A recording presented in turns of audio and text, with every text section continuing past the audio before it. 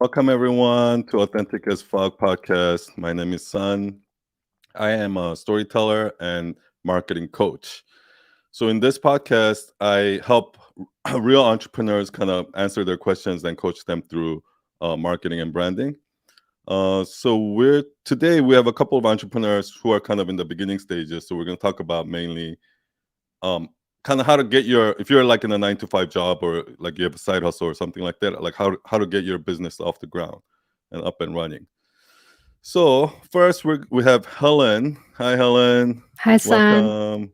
Thank Good you. to see you. Good to So see tell you. us your name, your location, and what you do.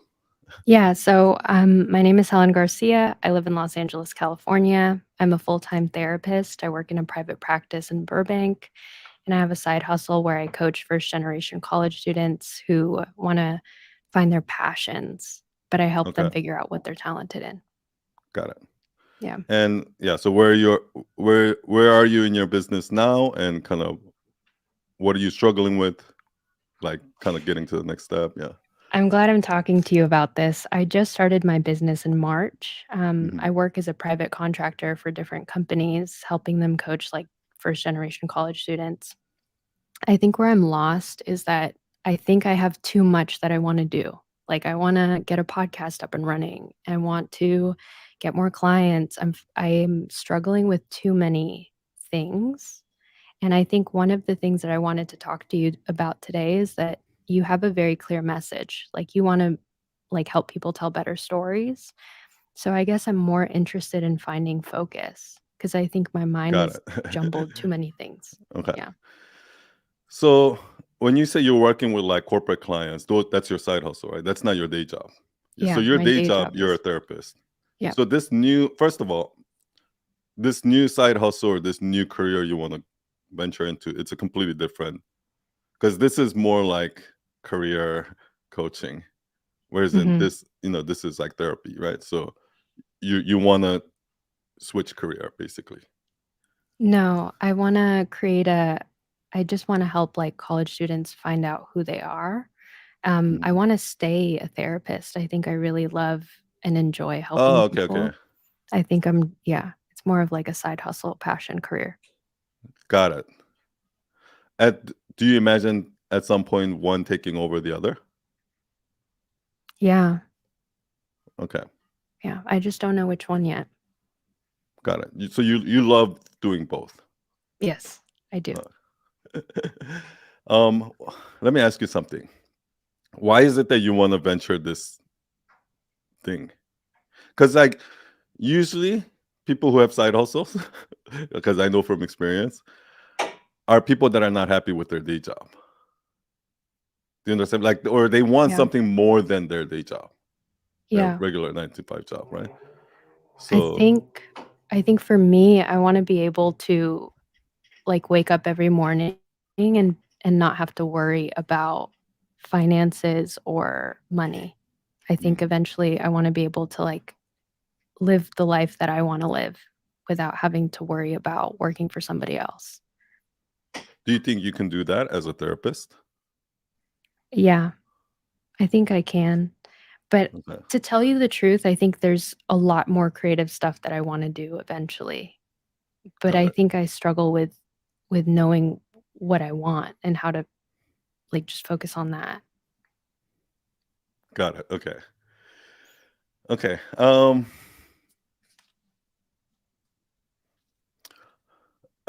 How do you? So I there's there's few different areas that we can go with this, right? Because number one, this is mainly for the audience, but it's kind of I I get the sense that you want to have your cake and eat it too, right? Like Mhm. you you want to make sure you are fulfilled in your career, that you have a meaningful career like later on in life when you look back, but you also want to make sure that you're safe financially, right? So if you were to just pick one or the other, obviously it's easy, but you're trying to balance both, right? Mhm. So I'm not going to get into that too much here right now because that's not what this episode is about. But that is something to think about. Do you know what I mean? Because Yeah. what's going to happen is, for me, from my experience, whenever I kind of dabble like that, whenever I try to play safe and try to kind of have the cake and eat it too, and it's kind of like that when you go to a restaurant, right? When you or when you try to watch a movie, whenever I'm in that situation, I'm never gonna be happy. I'm never gonna be satisfied. I'm never gonna get to a point where I'm like, oh, this is the one. This is my calling. This is what I feel fulfilling. This is what my life's mission is. That's never ever gonna happen. Mm. Because as soon as you find that something that you're interested, you're gonna wonder if there's something else. And so Mm. on and so on and so on. Okay. So let's put that aside. Yes, But it's sir. something you should think about. Okay. Okay, so right now you get corporate clients, right? You work Mhm. with corporate clients. So um can you kind of talk me through the whole process? What exactly you do when you go in there?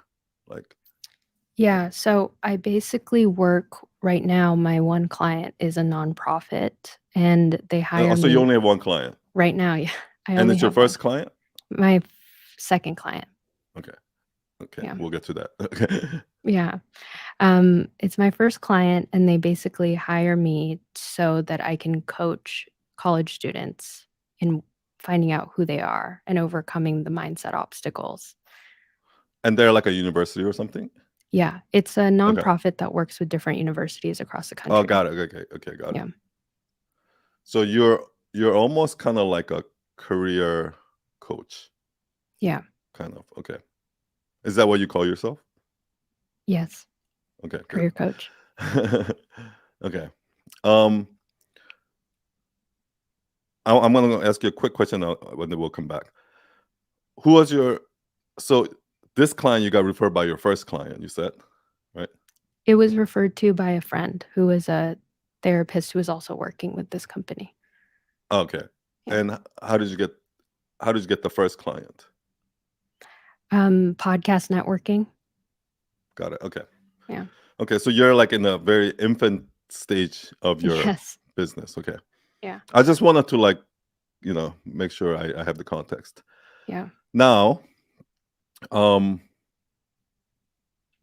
what do you what is the actual process like? So do you meet with the students? Like, how often do you meet with the students? What do you do when you meet with them? So I meet with them on Thursdays in the evening, and I basically just do a mental health check with them, do a couple mindfulness meditation exercises, and then they tell me what their mindset struggles are. I feel like I'm not Okay. perfect enough. I feel like I'm being too lazy in what I Oh, want to okay. do. Yeah. It sounds like nothing to do with career. It sounds it's it's finding out who they are basically, and then helping them find out what they wanna do Okay. with the talents that they have. But I think it's similar to what I'm struggling with now. It's like they don't really know because they're placing a lot of, like, "I am" statements in the beginning. Okay. Does that make Got it. sense? Yeah. Do a lot of career coaches do that? Like, if Um, let's say I'm a college student and I go into mhm. my guidance counselor, or like they put together some career coaching program, right? And I go in to work with the career coach. Is that what would they do? They would probably find out what those person's skills are and what they're interested in doing Yeah. eventually. Yeah. That's kind of what I would expect, right? Yeah. Like, if somebody said, "Okay, son, you're gonna be meeting with your career coach to figure out what you want to do after you graduate, or whatever," right? Like, I expect some kind of guidance counselor to come up and like do that. If I go into a meeting like that and then like we start going to this therapy session, I might be a little bit thrown off at first, Mm. right? How do the students like that? Most of them do, yeah. Okay. Yeah. So would you say that's kind of your differentiator? I've never thought of it that way, but I think so. I think you could see it that way. Mm. Yeah. I mean, to me, it's so clear. Maybe it's so obvious that you don't see it, but like to me, it sounds like the way you're approaching you're approaching career counseling as if it was therapy, Mm. right? Because you're a therapist, Yes. obviously. Yeah. It makes sense, right? Yeah. And it makes sense that you would do it that way because Mhm. what most career coaches do is like kind of all on the surface level, right? Your Mhm. skills and blah blah blah. Whereas you're trying to get to the core of their personality to figure out what their real strengths are, Mhm. right? And yeah, so I mean that it almost like it's so obvious to me, right? Like it's all like, and this is kind of what I mean by when I meet people when they tell me their kind of business and stuff like that. Most of the time, it's really obvious.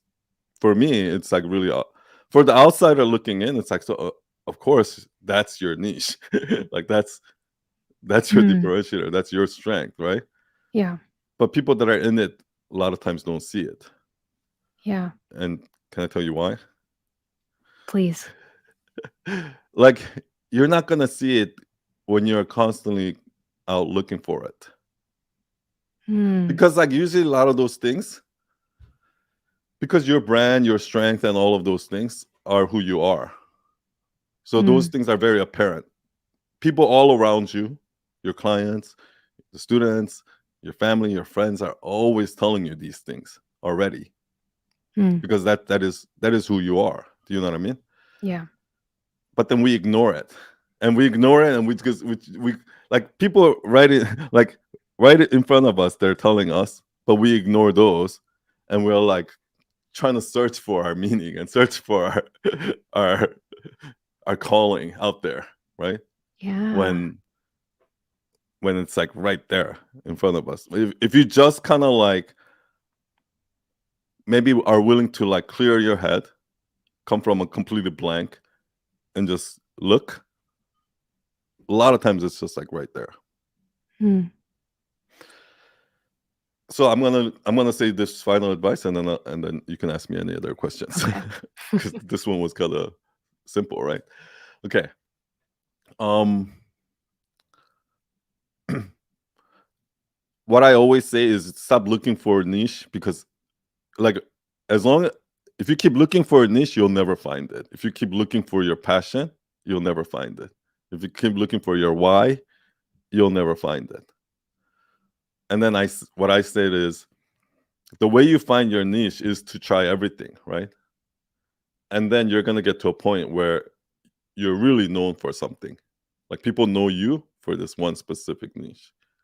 And then you can start branching out again, right? And I think you're kind of at a place where how long have you been a therapist? 2 years. Okay. Maybe you're at a place where you're starting to kind of get bored with what like here's the thing, right? Yeah. Every new job I got, day one, I'm so excited. I'm like, yes, you know what I mean? Mhm. And then time goes by. I'm like, oh, I gotta go to work. Like it's just Mm. everything becomes like that because it's repetitive. You do the same thing for a long time, it becomes repetitive, right? So maybe you're at a place where you're ready for the next push, right? Like something more interesting. Mhm. And that next push can come in different ways. Maybe you can go start and open your own private practice as a therapist. Maybe you can go out and get your own clients as a therapist. Maybe you can venture off to this career coaching thing if working with kids or students are important to you, right? Like working with like in education is important to you, then you can do that. But what you're essentially doing is you're not throwing this away and going here. Like Mm. everything you do in life, you're applying it. Like for Mm. example, right now in marketing, I'm using storytelling. But like the origin of where I learned storytelling is when I went to film school and I was studying Mm. filmmaking, right? So things like that. Everything you do in life You are take it with you. yeah. Yeah. There's a reason why you learn that. Yeah. There's a Steve Jobs always say that like, you know, computers today, or at least like it would have taken a lot long before computers had a proportionally spaced uh like typeface. Meaning like, when you type like the letter I, the space for the letter I is smaller than let's say the letter O, right? Because O is wider and I, you know what I mean? It's Yeah. the Yeah, I spacing hear is you. like that. So it's very visibly pleasing. But the old computer used to be every space was the same character. That's why it looks robotic and it looks, Mm, you know what I mean? That's how it used yeah. to be. And Steve Jobs said that like the Macintosh would not have had proportional space typeface and probably would have taken a long time before computers adopted that if Steve Jobs his freshman year didn't take typography course. Mm, So everything you learn in life, you're applying it towards some sort of a mission. Yeah. mm. That's helpful for me because you didn't know you wanted to be a marketer and a storyteller until you actually went to film school Yeah. because you thought you wanted to be a filmmaker. And even then, I didn't know. I Mm, thought I wanted to do web design, and then, well, I thought I wanted to be a filmmaker. So this is what I mean. Like this is why you can never plan life, and if you try, like universe is looking at you and laughing at you. Like the I wanted to make films yeah. because I was in this 9 to 5 job that was so boring. I hate it. But the company that I worked in, they own it's like AMC, you know AMC, like Walking Dead. Yeah. Like, it Yeah. was Yeah. that channel, right? And they own a few other channels, and one of them is called Fuse, which is a music kind of like MTV competitor. Mhm. Now, like a couple of my friends in that team, they're like PAs, right? Like production assistants. They were making a short film, and he asked me to be an extra, and I just fell in love with that whole thing. And I signed up to go to film school at night, and I went.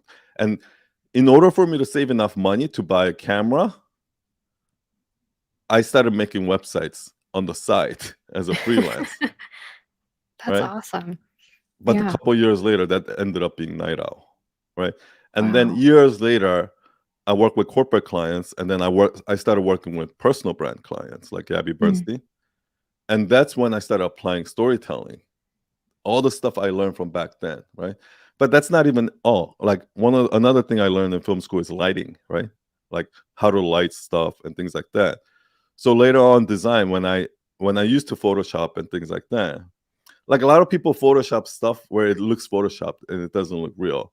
And the yeah. reason why is because like the two photos that they're attaching, like on this one, the lighting is from here, but here the lighting is from here. That's why it doesn't match. Do you know what I mean? Yeah. But I understood all of that from learning, like, you know, like director, like photography and, filmographies. So I was able to like utilize that. So everything you learn in life is making whatever you do today better. Mm. How do you not judge yourself in that process? You know? Like, how did you not go, "I should be a filmmaker, so I should only do things Oh, like within here." you mean like feeling like I'm wasting my time? Like I'm Yeah. not gonna be a filmmaker, so I should focus my energy on here, like think No, something like like, that. I wanna be a filmmaker. Why do I have to make websites? Why can't I just, how do you not judge yourself when you feel yourself diverting in a different direction? Because I think I find myself Yeah, doing that. yeah. I am that. That's me. That's you. Got my personality to a T. I Mm, bet you I'm way more extreme than you because I need to mm, plan out 10 steps ahead. yeah, Like what I used to do, the reason why I was never able to, I've started many, many businesses before Night Out, but the reason why I couldn't get it off the ground is because, which is very relevant to this topic right now, the reason why I couldn't get it off the ground is because I was overthinking the 10 steps ahead. And I'm like, that's oh, what I'm that's not gonna doing. work. Oh, Yep. that's not gonna work. When you actually jump in, you realize that step two is totally you couldn't even imagine step two according to your 10-step plan. And that's how and it's because the universe there's so many, you know, things things that are in motion that needs to work out perfectly in order for this to happen the way you planned. Yeah, That's why nobody can think about all the years of meteorology. Why can't they predict the weather? It's because there's just too many elements, or like working elements that are constantly changing all the time. Mhm. And that's nature. It's called nature. That's why you can't plan it. You can't, you know what I mean? Yeah. So I think what happened to me is that throughout the last 10 years of building Night Owl, I think Night Owl really was a good experience for me because Night Owl really beat me down. Like all those stubbornness that I had, oh no, it has to be perfect, blah, blah, blah, blah. Like it just literally, like over time, it just wore me down to a point where like, Wow. okay, fine. You said I've never heard anyone who got the success that you got talk about it that way. I got beat down by Night Owl. You mean like, are you talking about Yeah, I think ego? everybody does. I think Yeah. every entrepreneur has gotten beat down Yeah. through the course of building a. Come on, like even if you look at Elon Musk, right? Like at that like a couple years ago when he was like sleeping in the factory for like months, like Yeah. he's getting Yeah. beat down. Like he thought he can do it. The media was like bashing him because like there was no, he wasn't meeting his like deadlines, right, for the production. So he got humbled. And Mm. that's what happens like when you put a product out there, when you think this is a brilliant piece of content and you post it on Instagram and nobody gets it, right? it Mm. was it wasn't simple enough, or what, for whatever reason, whatever you planned, you thought didn't Yeah. happen. You thought this was a funny joke, you tell it, nobody laughs, right? Yeah. That when that happens, at first you're going to retreat and you're going to go into your hole, which is what you're doing right now. Mhm. Okay. Mhm. But if you have the resistance, the grit to keep coming back, right? Mm. What ends up happening is after a while, that doesn't even bother you anymore. Mm. And that's what I mean by wear down, right? Like Mhm. now, when I post something, I have zero expectations in my head. Like this could bomb or it can get a million views. I have no idea. Mhm. It's like, or when somebody criticizes me or criticize my statement, like, son, you're wrong. Or somebody like, you know, like whatever, all of those things in business, right? When I like try to compete with this other agency for a business, and then they end up choosing this agency because they lied about something, or they kind of like threw us under the bus or whatever it is. I gotta eat that. I gotta eat that Mm. shit. And enough of those things happen, it is gonna humble you. It is gonna humble you to a point where, and that's why I say there's nothing humbles you more than running a business. And Yeah. that's why I think that's why some of the most successful people that I've met are like have the least ego. Mm. It's kind of weird. Like there's this place where people are very modest and they're like have imposter syndrome and all of that, and then and then there's this early stage of the business where it's just filled with ego, and then Mm. you go into like this really elite like top areas of the high performers, and there's no ego there. Yeah. So I think that's kind of a process that you have to go through. You have to go through this imposter syndrome, like overconfident, and then real confidence comes from humility, right? That's what I Yeah. say, right? Be a beginner, like the ultimate confidence is humility. Yeah. Mm. I think I'm still in the imposter syndrome stage. Yeah. Yeah, because it's because you haven't been beaten enough. You just got to keep keep going out Yeah. there. Yeah. Okay. Okay. Okay. I'm gonna give you one other tip, and then if you have questions, you can ask me. Okay. You're in B2B. You have to understand that the business that you're in right now is a B2B business. You don't need to build Mhm. your brand. If you want to continue to work with high school students like that, you don't need to build your brand. Okay. I actually, I might hook you up with one of my friend who her job is to speak in front of high school students. Oh, okay. So, and she's really, really like good at her job, right? Like she, like kids love her. But anyway, um, what you need to do, the difference between your brand and something like what I'm trying to do is I need to build a personal brand because I need to sell directly to the end user. Mhm. You're not selling directly to the user. Like I know a lot of people that are like in businesses like your career, and your main audience are HR departments, like or nonprofit organizations, Yeah. high school, like um, guidance counselor's office or career whatever office. So you're actually dealing with organizations. So you Mm. don't need a personal brand in terms, like, of course it would be nice for you to have an Instagram and website where you can present yourself, talk about yourself, and tell your story. But more than that, this is a relationship business. Mm. Yeah. Okay. So what I would do is I would really just tell that from now on, every time you meet somebody, every time you encounter someone at a networking event or whatever it is, or if I introduce to this person, right? I want you to tell that story. Like, I'm a therapist. My day job is a therapist, but I really love coaching students because for whatever reason. I mean, we haven't gotten into that yet, but Mhm. dig further into that. Like, what is Yeah. it about you, your life, and your story that really draws you to working with students, right? Yeah. And then, and you can say like, and then you have to keep digging in the last couple years of your life, because there was that moment where you were like, oh, okay, I should bring kind of therapy into here. Mm. Like, what I'm doing here is a natural, like, you know what I mean? So that Mhm. so that you merge the two, kind of, you know what I mean? Yeah. Therapy and career coaching. And then that's kind of my approach.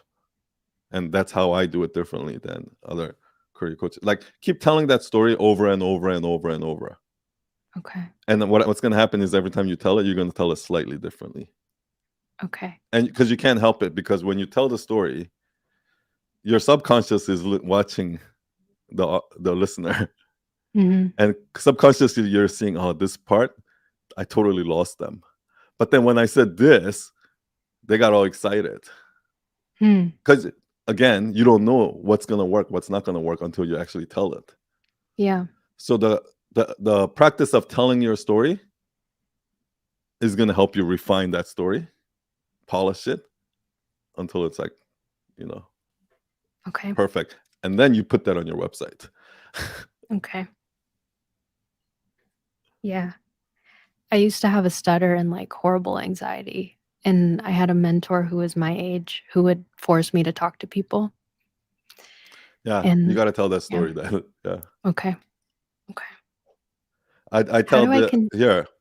Okay. Maybe this will inspire you. So my first internship, when I went in there, um, I didn't know Photoshop. I didn't even know how to use a Mac. But it was a design agency. Everybody was using a Mac. Everybody was using a Photoshop. I was using like Paint Shop, like Microsoft Paint, right? So I felt like an imposter. But there was a art director there who kind of taught me everything. I just kind of followed him. I like shadowed him, and then I remember like in the like first month, he brought me to a client meeting, and I'm an intern, right? And he said, and this was like with Citibank. It was a pretty big client, and he's like, "Oh, this is our designer's son."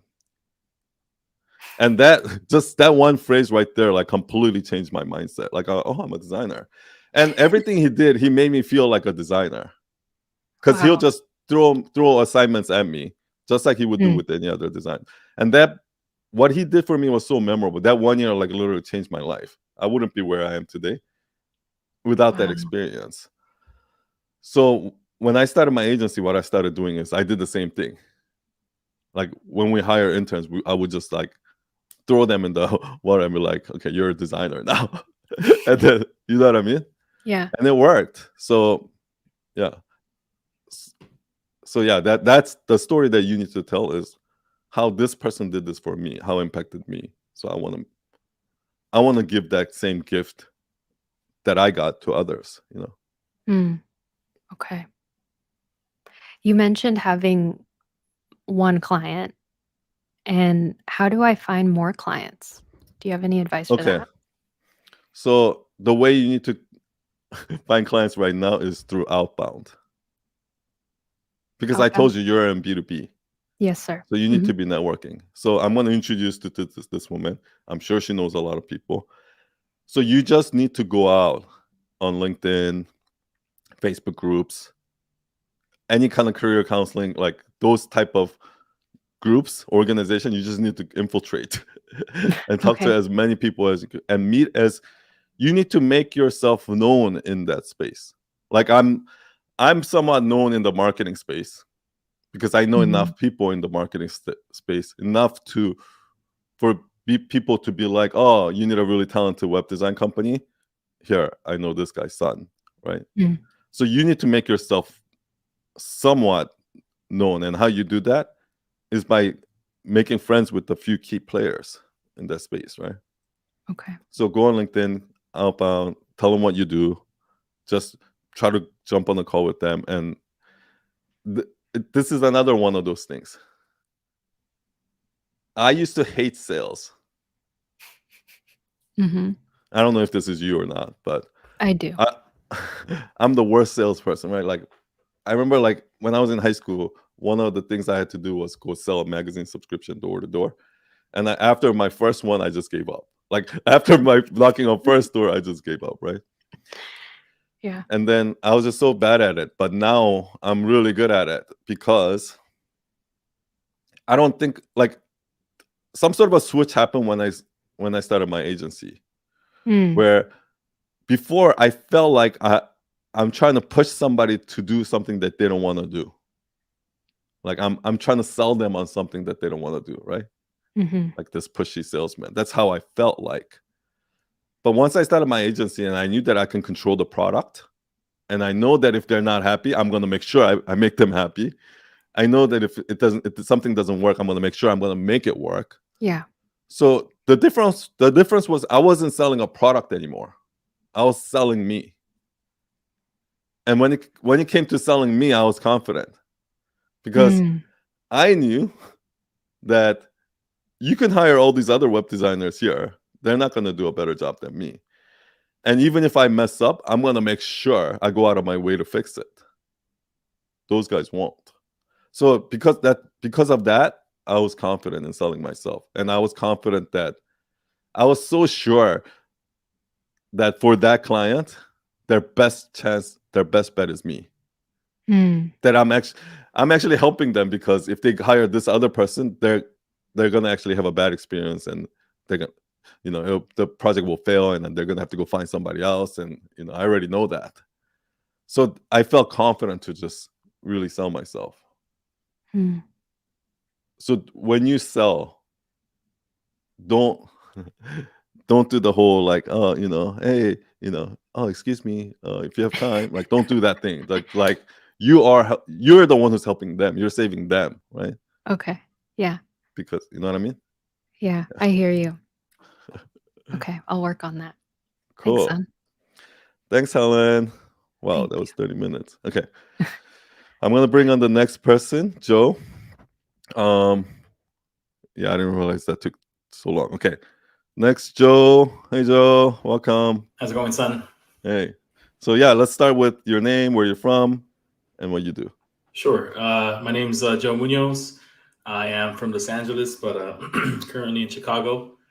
I own an agency. I've been doing that for about 12 years. We've worked with, international clients, national clients, some smaller businesses. I guess our main focus started off as like PPC, lead gen, what have you, and then I incorporated more and more services as my team grew. And that's what I've been doing for for a while now. Okay. And where are you at now? What's the next step? Next step in terms of like my Your business. business? Yeah. Um, so I mentioned this to you last time. I'm still trying to figure out. I guess I am in a position now where I have more freedom, right, time wise and financially, um, significantly more than when I started, and I was working like crazy hours. Um, I manage one part of my company to onboard really, really, really massive clients in Latin America. And even though my company started here, but I met somebody, and one thing led to another. Um, I guess my current goal is to be able to onboard clients like that here in the States. But in, let's say, Oh yeah, Mexico, we talked about that. Yeah. yeah, Mexico, Guatemala is a lot easier because Why do you think that? The world's a lot smaller, so And is he I like does he know people? Like, yeah. So I met somebody at a lounge, an airport lounge, mm, and we were flying to the same place, and mm, he happened to be like the main. He oversees all of Shell's marketing mm, mm, mm. in the countries that that particular franchise owns. And he's like, yeah, I work with like the biggest agency on earth. What you Uh, want to do is really, really easy. It's simple. So, but let's figure out if this is what you really want to do first, sure. okay? So, I just for the listeners, right? Because you're at a very different place than Helen. So, you started an agency, you grew the agency to a certain size, and a lot of that success and the reason why you have more kind of bandwidth now is because of this Latin America side. So you have a business partner who's down there who's getting all these big clients down there, and you want to be able to do the same here in the States, right? Correct. Now, so first of all, the fact that you kind of hooked up with your business partner and did it's probably one of the best things that could have happened to you. Because like for that doesn't usually happen a lot for like somebody who's like a creative to be able to have that good match who understands like the bringing in the business side and stuff like that. So now if I were you, now doing that in the States is the exact same thing as what he did, but because this is a new region, you're gonna have to start from the bottom, right? You're gonna have to make yourself known. You're gonna have to meet some some key players, and then make yourself kind of in that world, and then all the clients come through referrals. What happens is you land like 2 or 3 of these clients, like you're gonna continue to get business from them, and then like the rest will come, right? Like that's actually kind of what one of my, like my first intern at Night Owl, he went out and he started his own agency, and he started working with banks, and then he just got one bank, and he didn't even care about going after all the banks. He just blew away this one bank, right? And then he brought on a salesperson, kind of like your an account person, kind of like your friend, and the account person has a very specific personality. Like in the agency, if we're an agency owner, we need to understand this. Like, account person's job is not to make sure that your work is high quality, or that you're doing this type of work. Like their job has nothing to do with the work. Their job has to do with being on the client's side. I think that's the best way to put it. All of our employees at Night Owl is on our side, is on the agency side, is on our team. So what happens is in an agency, when we have that, and then when the client is like, oh, it's my team. And the process happens, a lot of people in agencies set up processes like that, where they're just thinking about themselves. Like, okay, the process is, okay, you need to send us your logo, and you need to send us this, you need to send us this, and then fill out this questionnaire, blah, blah, blah, blah, blah. Not really understanding from the client side, where the client sitting here goes like, fuck, I'm so fucking busy. I don't have time for this shit. Like, you want me to fucking go through all of this? Like, then, you know what I mean? And the client's like, so what happens is when you're an agency, you work with client, the real work you're doing is not design, it's not copywriting. The real work you're doing is servicing the client. Collaborating with the client is what you're really doing, right? Making that client happy. That's why you can't just leave the client by themselves. The client needs somebody on their team. And that's the account executive. That's the account person. They need somebody on their team who they feel like has got their back. Because the clients are gonna come be like, oh yeah, but I want to do that one more revision because like we got a new photo, so we need to swap that out.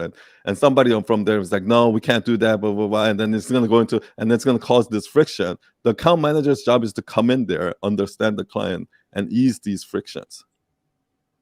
you understand what I mean? Right. And that's why this guy keeps getting more business because people like him. Do you Right. understand what I mean? And people in the industry know him. They trust him. You know? So building a business like that here is the same as Latin America. You need somebody like that here who's connected, who knows all the people, who can schmooze, do all of that, right? Like that's what they say, right? The to get these B2B projects, what it requires is steaks and strippers, or strippers and steaks. That's what it requires. It has nothing to do with your skills. Like, it has to do with who you know, really. Like, sad to say.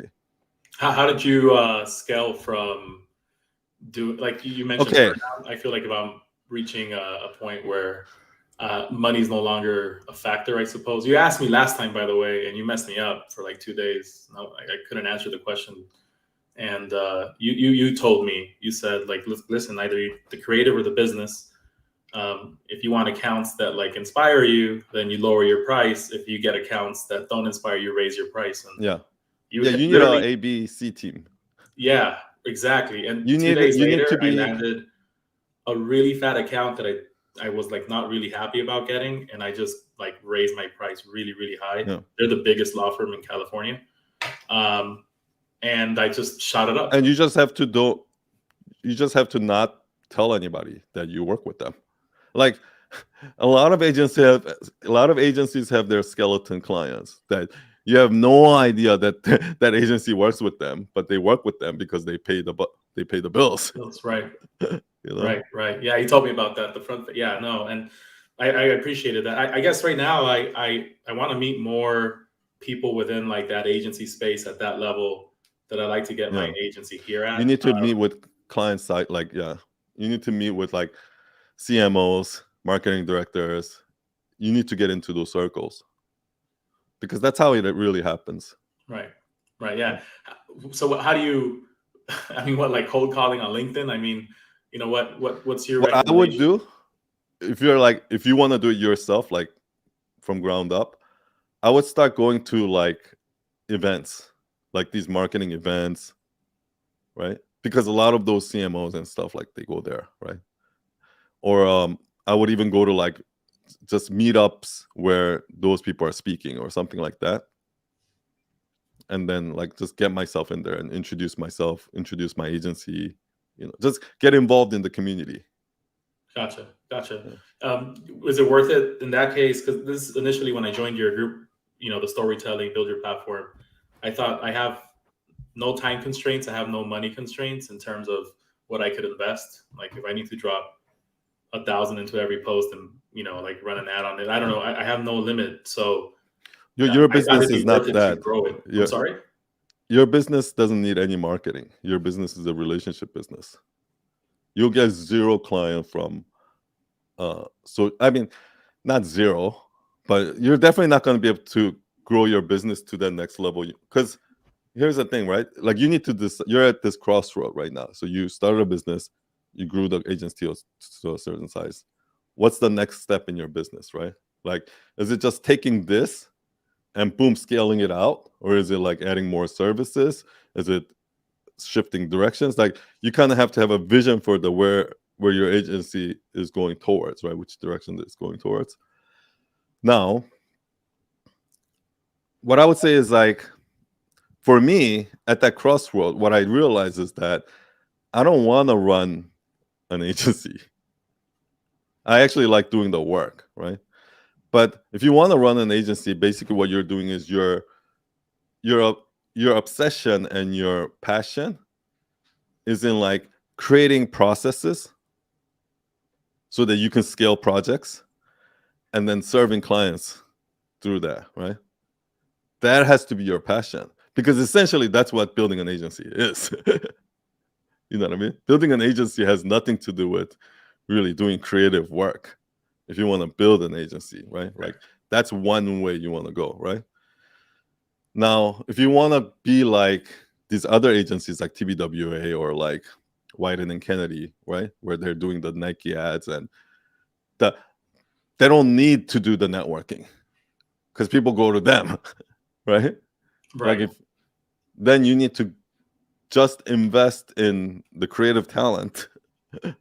You need to invest in like the best of the best. Just make a amazing campaign or something like that. Even if you do the work for free and go win cans, go win an Addy Award, go win those awards, get some recognition for yourself. Then you don't have to sell. They come to you. Gotcha. Can I ask you? I just got to tell you this, right? There's only 2 agencies out of every agency in the creative agencies in the world that can do that. So do we really want to bet on that, right? Yeah, no, I understand. Yeah. Can I ask you with your Night Owl Nation, your public speaking, you do that just out of generosity, or like does that not impact your facility or your ability to enter into conversations that will benefit your agency? Do you feel that's worthwhile? Yeah. No. Because I'm trying to actually step away from this. That's what I mean. Gotcha. Like I'm trying to step away from the agency business and kind of double down on this new. So I'm switching careers basically, right? I understand. So how does that feel for you right now? Yeah, I'm super excited. Yeah. Because like until now, I've been doing this because it's the business that I started. And it's like kind of our bread and butter. But in the back of my mind, I always knew that I wanted to do something like this, train people and things like that, right? Right. So yeah, it's really like my calling. So gotcha. And your presence in the agency, as it diminishes, you become more like a figurehead for the agency more than anything. Yeah, I mean, right now I don't really have to do anything there, and and of course there's downsides to that, right? Like, for example, if you just step away from your agency right now, the agency will still operate, but it's going to go like that. It's not going to go like that. Right. Do you know what I mean? So I understand that. And at some point, it'll probably just, boop, right? But here's what I'll say. And I think this will help Helen too. I try not to worry about that shit. Like, I just... like one of my clients, Gabby, her book is called Universe Got Your Back. I genuinely believe that the universe got my back. So I genuinely believe that if once this Night Owl agency phases out, maybe what will happen is, because even now we're always getting inquiries from personal brands, like asking for work and stuff like that. Maybe I'll funnel them into this other thing where I connect them with Night Owl members who can do those services or something like I'm just open-minded, right? I'm not gonna close any doors, or I'm not gonna set 10-step plans. I can get hit by a car tomorrow and die. Who knows? Like, I try not to plan like that. What I try to do is whatever is in front of me right now. Like, what's in front of me right now is talking to you.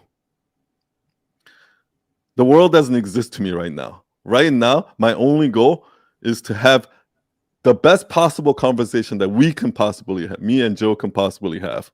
That's my only goal right now. Okay? And then after this call, when I go to dinner with my wife, Gigi, my only job is to focus on enjoying that meal. Okay? And that's how I live my life. And what I found is that when you do that, the world of opportunity just opens up for you. Because I did that in my first job, designing an email template. But like, they wouldn't even let me design a web page. Like, they're like, no, son, you design email templates, okay? But I made the best email templates in the world. That after I started designing email templates, everybody in that agency didn't want to make websites anymore. They wanted to design email templates. Do you understand what I mean? I understand exactly what you mean, yeah. My first job at Kumon, I used to grade math papers. And I would have to look back and forth. But because my motto is just to be the best in the world of whatever is in front of you, I memorize the answers so I don't have to look back and forth. so that I was able to do it really, really fast without going back and forth. So they ended up like firing the other 2 people because I did like the job of 3 people and they gave me a raise. So this is what I mean by don't worry about what's going to happen tomorrow. Just whatever is in front of you, just give it 110% right there. And tomorrow will work itself out. That's I'm not going to tell you guys to live like that, but that's how I lived basically for the last 10 years of my life. I like that. If I'm homeless tomorrow, I'm gonna call you again and say, "What'd you do?" And it's you sleep better at night, right? Yeah. Did you take coaching for that, or did that just come to you? Are you always like that? No, it took me really long time actually to figure that out. I mean, for a really long time I was unhappy because of that, because I feel like I need to find my why, and I need to like just keep overthinking. Like if I do this, that's not gonna work. Overthinking everything, and I just like I can see myself like going into depression if I keep doing that. So I just had to like. But you know what happened was like when I started reading those books, like The Power of Now and all of those like being present, those things, like all of those started resonating with me. Because when I look back at my career, the best things that happened in my life, right? Like the reason why I was able to get a job as a web designer is because I just started learning HTML and I just wanted to make cool websites for my friends. So that's all. I just did that. But then that became my portfolio to get a job. You know what I mean? If I look at my entire life has worked out like that. Nothing in my life was planned. So if everything good in my life wasn't planned, what makes me think that all of a sudden now at the age of 43, I'm going to be able to plan it all of a sudden? You know what I mean? Hearing that is really comforting, because from an external perspective, it seems as if people in your position sort of planned everything out, but then resonating with the chaos in my life. Read every story. Read like Steve Jobs' autobiography. Read every entrepreneur story. No business ever turned out the way they planned. Come on, like Amazon started as a bookstore. Now they're launching lockets. And they sell servers. Yeah, that's interesting. That's I appreciate that. I'm gonna put all that into consideration and sort of I don't know, but I like it. Thank you. I mean, you're at a really good place, bro. Like I mean, what you guys have built so far, there's not many. There is probably like less than 0.1% of the people do that. got to where you got to. So that's already kudos. Like now you need to figure out that next, and it's gonna be fun. I'm 38, man, so I feel like I have a couple of years at least to sort of figure that out now. But I'll tell you, I've had so much value from Night Owls, but also from the small groups. Like today was an amazing one, and oh, nice. I want to give back, man, as much as possible. I'm really grateful. Yeah. Awesome. I'm grateful to have you. Yeah. Thanks, son. Appreciate it, man. Joe. Okay. Let me see if I have any questions here, and then we'll call it a day. Questions. Okay. Laszlo Pep, how do you get your first clients? So I want to talk about the importance of like how I did it versus, because it all depends, right? If you're really good at your job, let's say you're a writer and you're really good at it. If you're a designer, you're really good at it, right? There's some people who are like really, really talented in what they do, right? And then there are people who are like a writer, designer. Maybe they're not the best. They're like mediocre, but they're really good at business. They're really good at like people skills and selling or something like that. And for this person to run a business and for this person to run a business, it's going to be a totally different business. Okay. So I can only kind of tell you from this side because that's me, right? And if you're really good at what you do, never underestimate the power of one client. You just literally need to blow away one client, and your entire business will come out of that one client.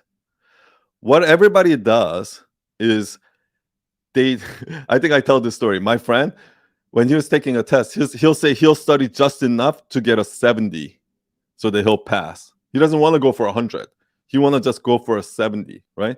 And that's how most people are. Like when people say, "Oh, they're not paying me enough for this shit," right? When they say that, they're basically like constantly in their head measuring, okay, how much are they paying me and how much am I offering? Like, but throw all of that out the window, right? Like JFK said, right?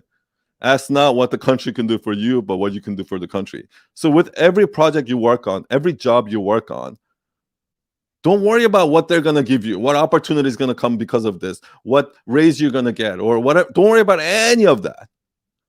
Just do the best fucking job for that person that one time. Just because you should and you can. And it's going to help you become a better designer or whatever.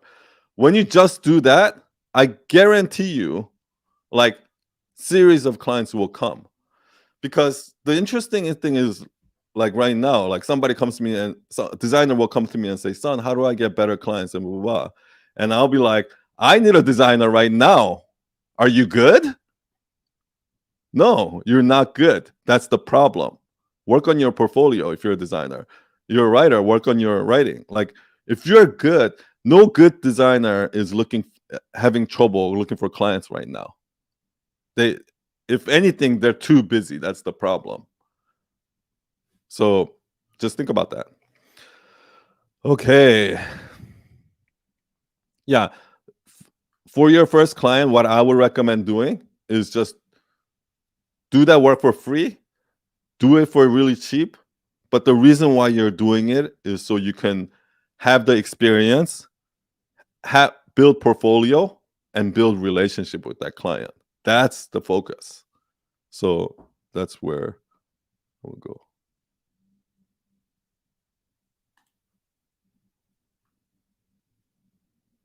Yeah, that's why we started putting it on Vimeo and YouTube because so that there's like YouTube does translation. And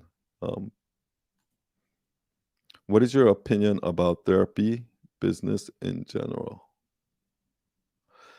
Yeah, I think like I'm a really big proponent of therapy, coaching, that type of business because as kind of we progress and as there's more and more technology, more things are available to us, things like that. I feel like the thing that we're struggling really with is life, right? Like how to live life. Who am I? Like what makes me happy and things like that. And a lot of times, it's kind of sad to say, like nowadays people don't really have deep relationships. Like it's so hard to find just one or two really good friends, right? Really good friends where you can have that deep conversations with. Even finding that one or two is hard these days.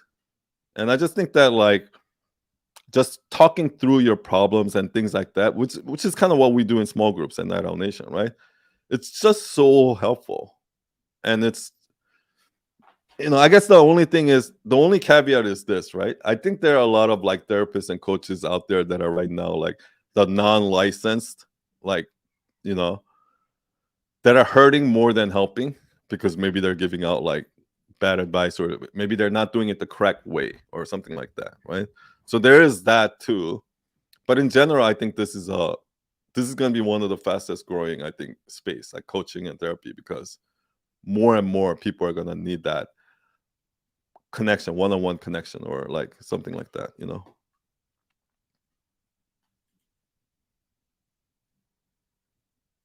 Yeah. I mean, coaching and therapy, I think, is and that's the thing.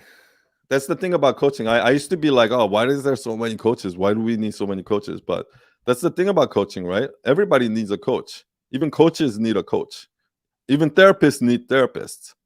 And that's why there's so many therapists. Like everyone in the world can be a therapist and a coach, and it'll still work because it's basically like me talking to my friend and my friend talking back to me, like something like that, Yeah.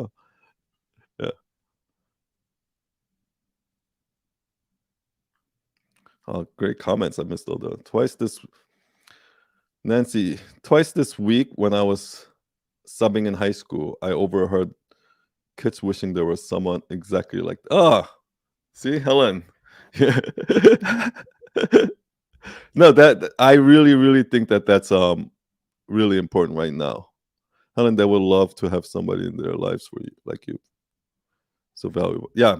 Helen, seriously, like um when my friend goes there and she kind of does her thing, like these kids are like crying, they're like like she's like changing their life because these kids have gone through their like most of their life like feeling imposter syndrome and like kind of like all of these like not good enough, like all these stories that they're telling, because a lot of these kids are like they're kind of in the you know, like inner city schools and stuff like that. So yeah, it's really, really like significant what she does. So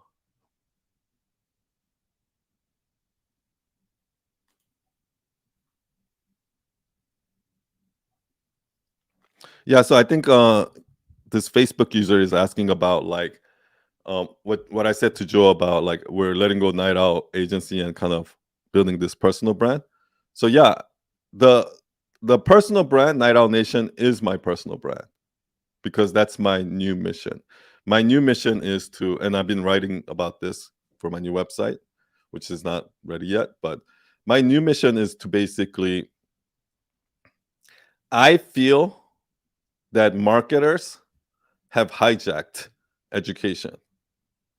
Because when you think of online courses, this, you know, these phrases that you associate with whenever I talk to like course creators and things like that, the words that I hear a lot is like 6-figure launches, passive income, you know, might make money sitting on the beach, like those type of language. Those are marketing languages, right?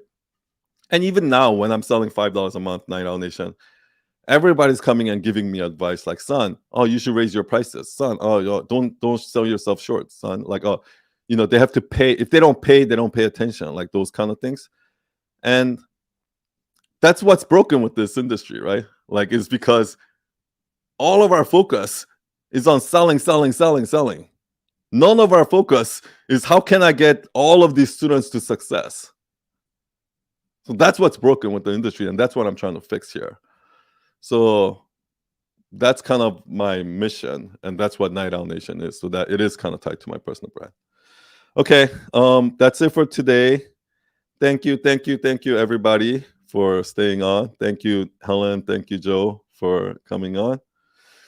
See you guys this Sunday at Sunday service, and see you guys, all of you audience. See you guys next week. Bye. Cheers.